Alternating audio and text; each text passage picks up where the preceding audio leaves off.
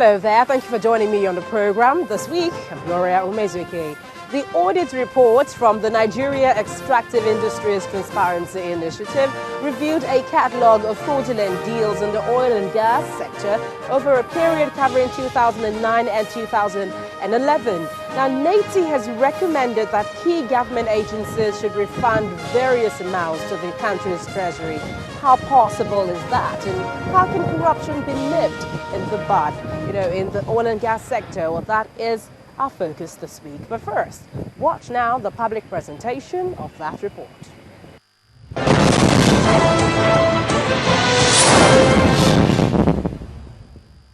Nigeria's oil and gas sector is one of the most vibrant, not just as the country's economic mainstay, but for its unending question marks. Once again, the Nigerian Extractive Industries Transparency Initiative, Neiti, has released yet another damning report on the sector with key findings on subsidy payments, crude oil theft, and more. For the period under review, 2009 to 2011, Nigeria recorded a total crude oil production of over 2.5 billion barrels, from which the Federation earned a total revenue of $143 million. The report also disclosed that the federal government made total fuel subsidy payments of 3 trillion naira to importers of refined petroleum products from 2009 to 2011. But the disparity between the subsidy claims paid from the Federation account and the Petroleum Products Pricing Regulatory Agency, Prt1, was 175.9 billion naira during the same period.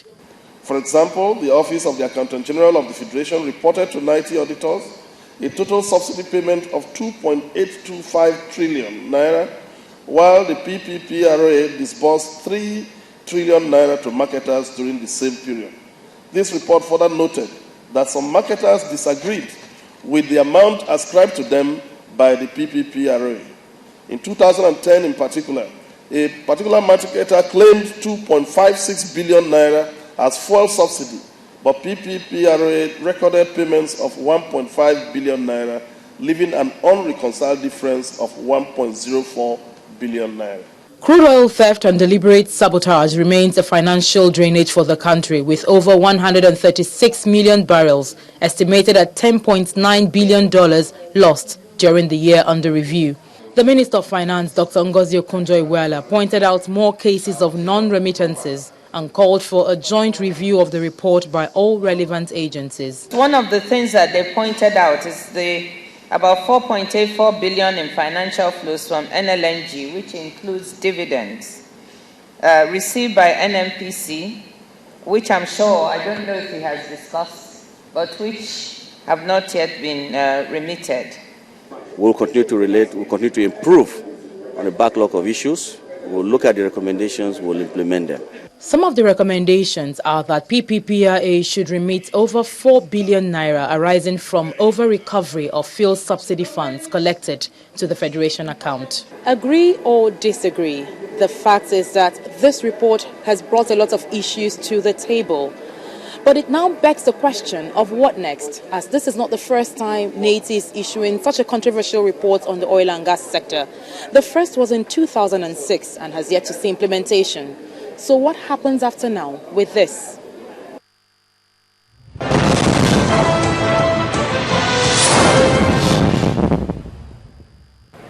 Well, joining me now is Mr. Soji Apampa, the Executive Director, Convention on Business Integrity.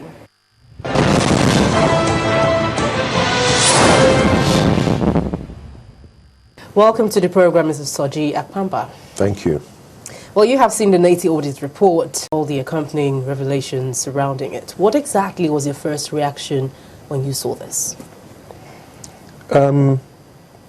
Actually, I wasn't moved in any way, because the report doesn't tell us what we don't already know, but it gives us hard facts, finally. I think that this particular report is comprehensive. There have been more detailed reports before, but they were not as accessible. I think this current one is a lot more readable than some of the other ones that we've had. Each of the audit reports have come out with very sensational revelations. So it's added to that tradition. It's kept the tradition. But in terms of the report itself, I think that this particular one is coming at a time when ordinary citizens are more awake and more interested and more hungry for specific facts. Especially from the oil sector. Especially from the oil and gas sector. Let's go back January 2012. And we see how, based on facts and figures being shared by ordinary people, single sheet was enough to get many people incensed about spending in the presidency, to spending in the National Assembly, to spending by oil and gas companies, and so on. So I think that these figures coming out in the public domain and being seen as reliable figures that can't be discountenanced by the government gives a very valuable tool in the hands of ordinary citizens who are beginning to say enough is enough. Were you even surprised at the cooperation they received from NNPC in particular or something? No.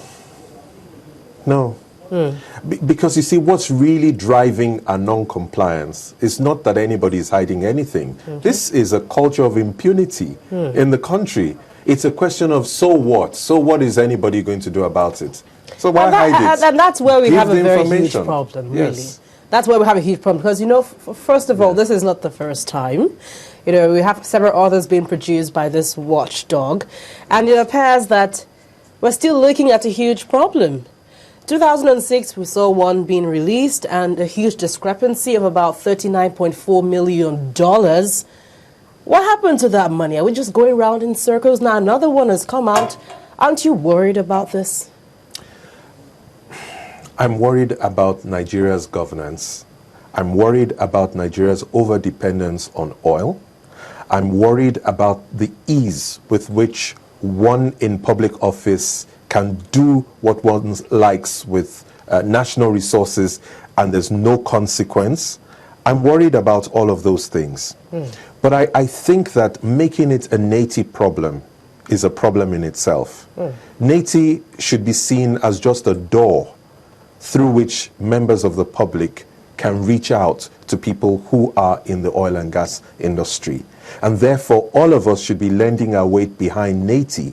I don't think Neiti on its own, if you look at the previous recommendations, one of it, Neiti actually wrote a letter to NNPC to which they never got a reply. As usual. Never got a reply. So I think the only way that Neiti will start to get a reply is if the people demand a reply.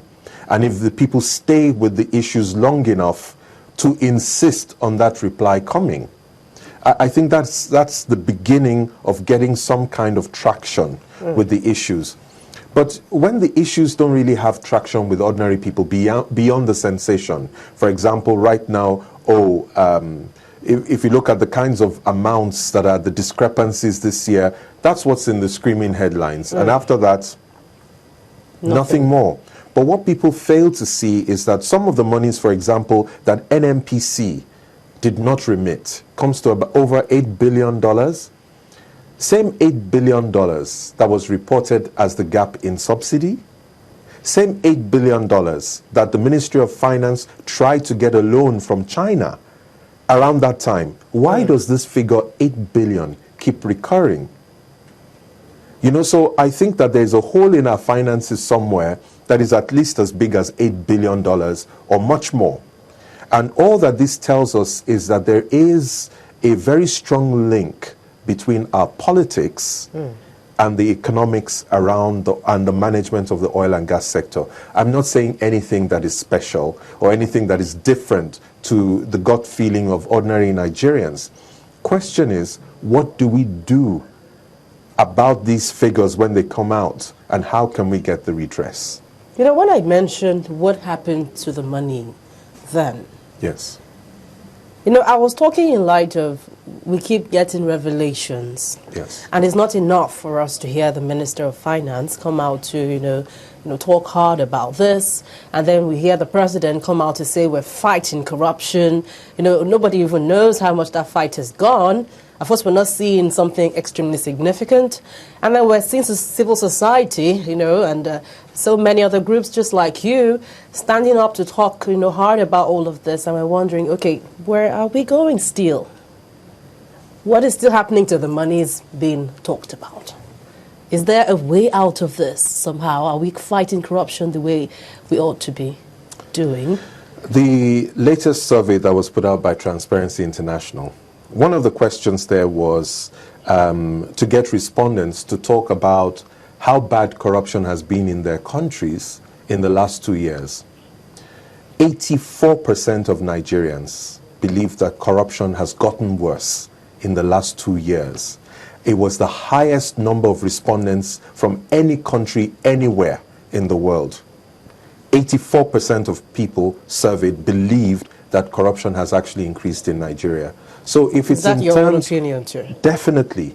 If it's in terms of corruption worsening, of the loot deepening, and of a government not doing enough, in fact, not even doing anything tangible in the fight against corruption, this particular administration is the example. This is, as far as I'm concerned, in the short years that this administration has been there, let's start even with the oil subsidy. How do you budget 200 and something million and end up spending over 2.4 trillion on the same item without flinching? How is that possible? And yet you're fighting corruption. I watched my president on an interview on CNN being asked by the correspondent that we understand that there is a lot of corruption in your administration. And so what are you going to do about that? And my president responded that, yes, we're waiting on the international community. We're looking to the international community to help with that. Frankly, I was very upset and embarrassed by that statement, because I expected a lot more, something a bit more forthright from a government that says it's fighting corruption.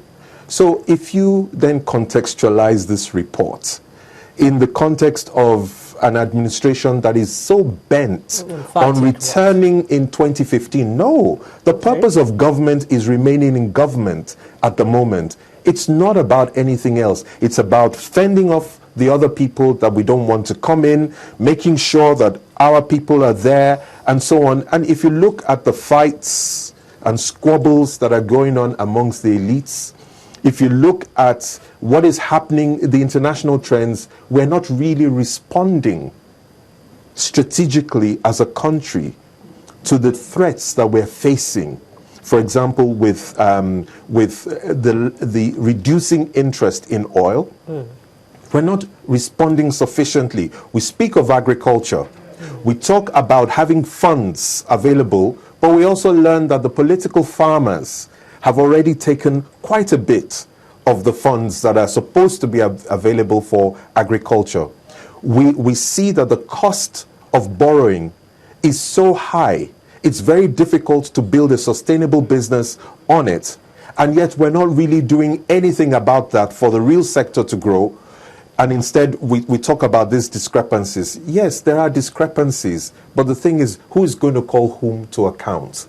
Are we going to ask the same executive who feels that maybe the international community should be the one helping them resolve corruption at home? Are they the ones who are going to summon someone else to deal with the issue of corruption? It's not likely. And I think the earlier we come to grips with it, that let's stop kidding ourselves. We're not really fighting corruption. We're not really even interested in reducing it. We're interested in power and hanging on to power. That's the game we're in. Right. Therefore, let's put the shoe back on the foot of the people. Let the people now decide what they really want out of their government.